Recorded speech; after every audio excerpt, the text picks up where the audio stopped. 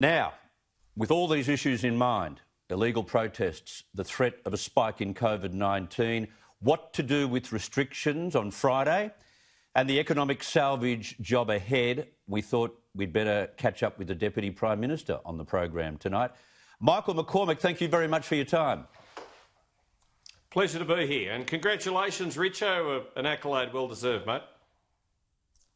Good on you, mate. Thank you. Firstly, have these reckless protesters just delayed our reopening, do you think? Well, they have, Chris, and it remains to be seen. I suppose we'll wait until many of them, hopefully they all have the COVID Safe app very much downloaded and active. We'll wait and see for in a couple of weeks as to whether there is an outbreak of cases. But, you know, there are 102,500 names on the War Memorial Roll of Honour. Now, those men died in war, and women too, so that we could have protests today, free and democratic protests, and it's people's democratic right if they wish to protest. But this year we weren't able to go to Anzac Day ceremonies. This year we weren't able to commemorate those war veterans and those who paid the ultimate sacrifice. And Harry Edmonds, mate of mine, turned 90 today in Wagga Wagga, former RSL local sub-branch president. He wasn't able to go and march as he would normally do on April 25, and he and all his mates had to stay at home. They did the right thing, and so should have these people on the weekend. Tens of thousands of people absolutely flouting the social distancing laws, absolutely going against what Professor Brendan Murphy has said and asked and requested and begged of people to do. But more importantly, they placed at risk all the good work that so many Australians, themselves included, had done for so many weeks past. And let's hope that over the next fortnight, when many of them may well come down with flu-like symptoms, let's hope it's not COVID-19. Let's hope they haven't made those restriction easing, which we all want to happen. Let's hope they haven't put it back another few weeks, another few months, and let's hope they haven't placed others' lives at risk. Richard? Look, I actually agree with him. I'm normally one who says the right to protest is paramount and you must do it. But when you've got a COVID problem like we have, it changes the rules. And if you don't realise it should change the rules, you're a mug. And I think that the people who are marching and they're flouting those rules, they're only doing themselves harm. They're the ones at risk. And then, of course, they can pass it on to the rest of us during their daily lives as they get around. I mean, this is a really serious business. And I just don't think that enough people realise the gravity of it. Michael McCormack, 6 federal politicians... It's literally life and death. It's literally life and death, and we've done so well. We are the envy of the world. I know how hard Greg Hunt and other ministers have worked, but more importantly, thanks go to all of those Australians who, so far, so good. They've done the right thing. We've kept the cases to a minimum. We've kept the number of deaths to 102, and of course our sympathies and condolences go out to those families who have lost loved ones. But what we don't want to see is a second wave of attacks. But what were those 6 federal politicians doing, turning up as well, then refusing to get tested because, what, it wasn't important? Yep. They're somehow immune from the virus? How did they get immunity? Well, as politicians, we need to lead from the front. We need to show that the sort of advice that we're getting from the Australian Health Protection Principle Committee actually means something. And so those politicians should take a good, long, hard look at themselves. They did it for their Instagram moments, for their Twitter moments, but so irresponsible. Richard? Oh, well, I agree with it 100%. I think people on my side of politics might expect me not to. But it's a mug's game going out and demonstrating when you've got this COVID thing. I think people have just got to take this really seriously, and you can't laugh it off and say, well, here's my opportunity. But the trouble is there's a lot of people in those demonstrations who just love demonstrating. You know, they can just wipe the placard off and put on the new slogan. Off they go again. Michael McCormack, what's your message to these premiers who I think are destroying more lives from the economic ruin that these small businesses are about to face? The borders need to open. They keep complaining about states like New South Wales. New South Wales has had one community transmission in the space of 13 days. It's time to open the borders, surely. Well, it's hurting the aviation industry, it's hurting small business, it's hurting so many people who want to get re-engaged with work and so many people who want to get back to work. But we're now going to have to wait a fortnight because of these protests. We will have to wait a fortnight to see if we, and I know the National Cabinet sits this Friday, and let's see what's said there. Let's see what the Professor Brendan Murphy and his cohorts as the Chief Medical Officers say.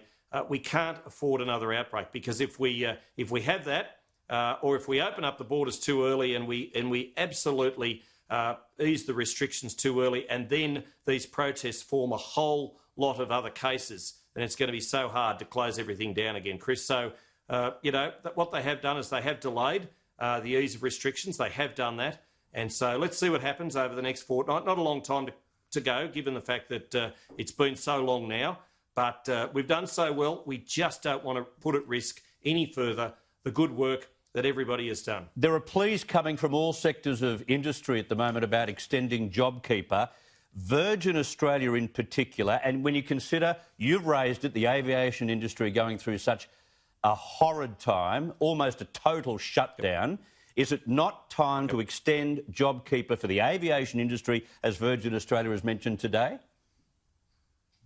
Well, we've got JobKeeper going until the end of September, and we're making sure that we monitor all industries, and what the assistance that we have provided for the aviation sector has been industry-wide. It's been right across the board. That's the responsible and considered thing that you would expect the government to do.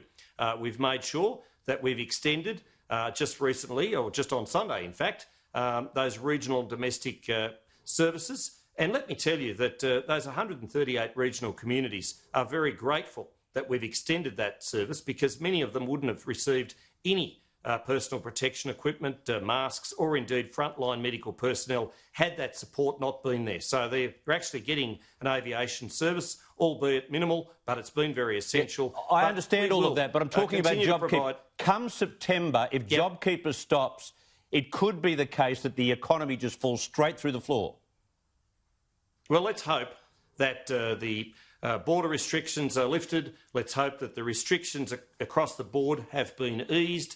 Let's hope people are back at clubs and pubs and doing all the sorts of things at sport. I realise that New South Wales has lifted the community sport restrictions today to a degree. That's good. People need to get back to normality and need to ensure that they can't continue to rely on government assistance, because they're the ones who are going to have to pay it back. Yep. It's the small business community, it's the workers of this country are going to have to be paying that assistance back, because they are the taxpayers of this country.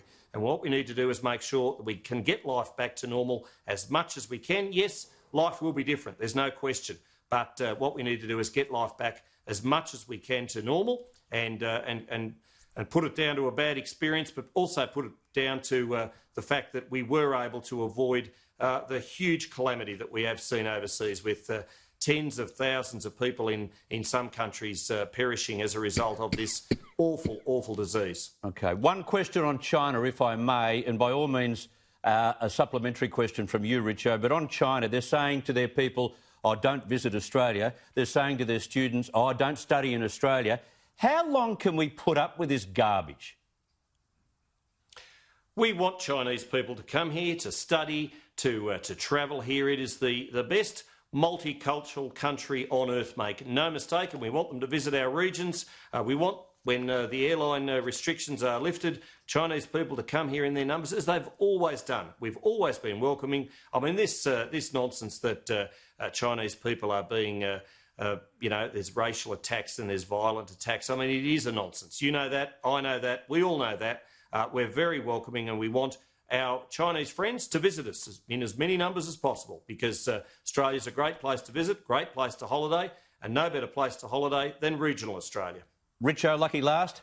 The relationship, it goes up and down with China. It's a bumpy road, but when do we get to the stage of just putting the finger up and saying, listen, this is nonsense, yes. You know it, we know it, why don't we just sort this out? I mean, it just strikes me as playing diplomatic games and arguing about words. Well, that's just pedantry. That doesn't help anyone.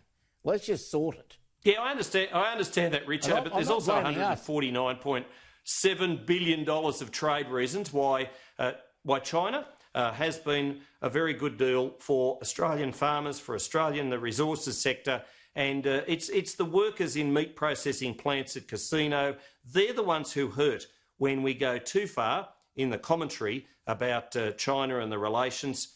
We want to make sure that there's jobs for those people. We want to make sure that if farmers are planting barley at the moment, then they can do so with every confidence that there will be a market for that grain. And so I appreciate that, yes, there have been some difficulties in relations of late, but let's work through those in the considered, calm manner that we always have. I know I've got every faith in our Trade Minister Simon Birmingham to do just that, in Agriculture Minister David Littleproud, Maurice Payne, the Foreign Affairs Minister. We'll work through this as we always do. Michael McCormack, thank you very much for your extended time tonight. It was much appreciated.